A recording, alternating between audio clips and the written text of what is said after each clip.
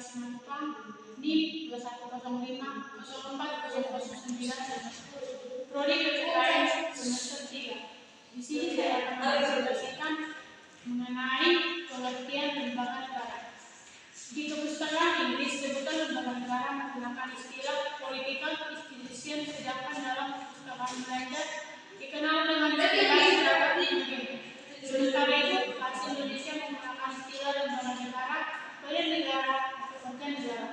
Dalam kamus besar bahasa Indonesia, kamus lembaga negara diartikan sebagai asal mula atau bakal atau organisasi yang bertujuan melakukan penyelidikan, ilmuwan atau melakukan suatu usaha atau pola perilaku yang mapan yang terdiri atas interaksi sosial yang berstruktur dalam suatu melakukan nilai yang relevan.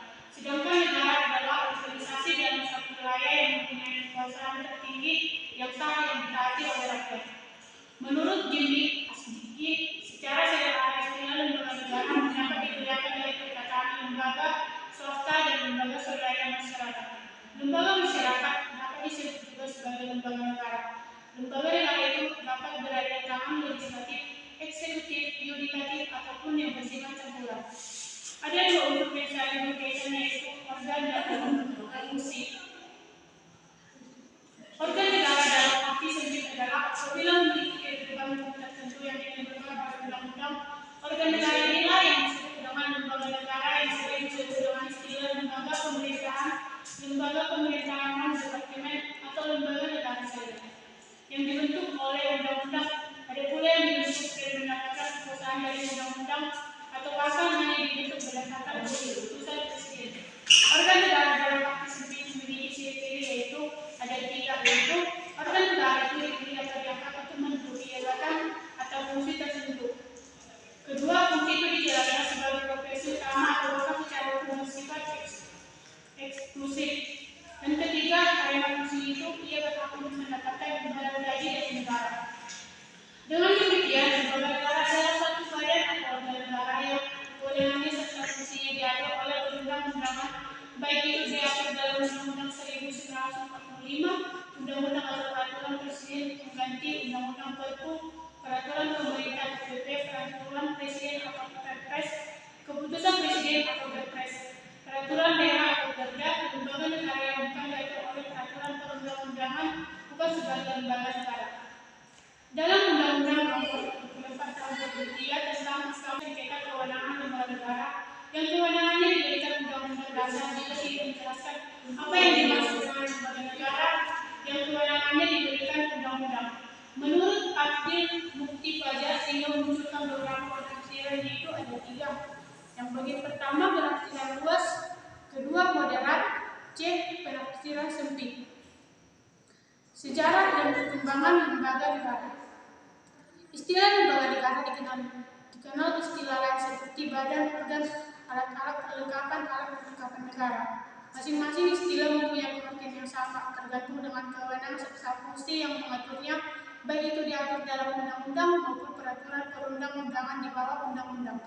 Istilah lembaga negara dapat konstitusi RIS menyebutkan alat perlengkapan Federal Republik Indonesia Serikat ialah A. Presiden, B. Menteri-menteri, C. Senat, D. Dewan Perwakilan Rakyat, E. Mahkamah Agung Indonesia, F. Dewan Pengawasan Keuangan. Dalam Undang-Undang Dasar 1950 menyebutkan alat perlengkapan negara. Dalam pasal 44 Undang-Undang Dasar 1950 menyebutkan bahwa alat perlengkapan negara ialah Presiden dan Wakil Presiden, Menteri-menteri, Dewan Perwakilan Rakyat, Mahkamah Agung, Dewan Pengawasan Keuangan.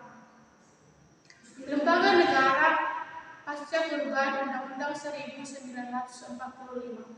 Setelah perubahan Undang-Undang 1945, dikenal beberapa istilah untuk mengidentifikasikan organ-organ penyelenggara negara, yaitu badan, dewan, komisi, mahkamah, majelis, serta lembaga.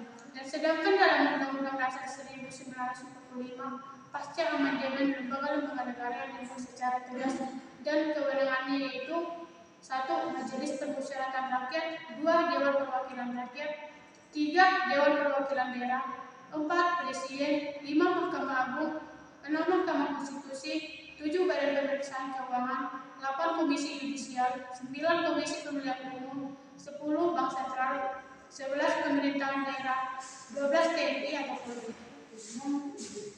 Sengketa lembaga negara.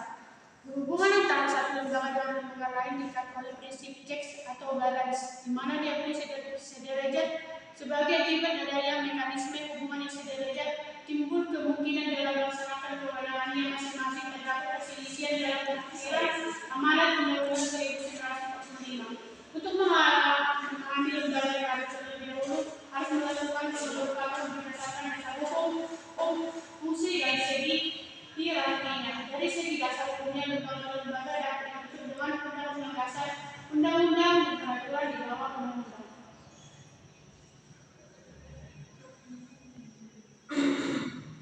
Dari segi fungsinya, lembaga tersebut ada yang bersifat utama atau primer, yang bersifat sekunder atau penunjang. Sedangkan dari segi hierarki, lembaga itu dapat dibedakan ke dalam 3 lapis.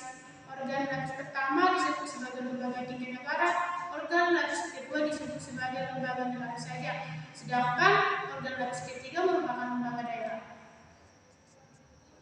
Kesimpulannya adalah, selain untuk menjalankan fungsi negara dan pemerintahan, lembaga negara juga berfungsi menjaga stabilitas keamanan, politik hukum, hak asasi manusia. Majelis Pemusyawaratan Rakyat atau DPR, Dewan Perwakilan Rakyat atau DPR, DPR. Gagasan secara konseptual ingin menegaskan bahwa DPR bukan satu-satunya lembaga yang melaksanakan kedaulatan rakyat. Setiap lembaga yang mengembang tugas politik negara dan pemerintahan adalah pelaksanaan kedaulatan rakyat harus tunduk dan bertanggung jawab kepada rakyat. Untuk meniadakan penyalahgunaan kedudukan DPR sebagai lembaga tertinggi negara, pada praktiknya telah digunakan alat kepanjangan tangan Presiden untuk melanggengkan kekuasaannya, untuk memberikan kontribusi politik bagi suatu sistem politik yang demokratis. Dibentuknya DPD untuk mempertimbangkan dalam mempengaruhi politik yang demokratis dan sebagai simbol untuk mempertinggi legitimasi demokrasi Indonesia, sehingga tercipta sistem mekanisme checks and balance seperti yang diharapkan oleh para pembuat. Sekian dan terima kasih.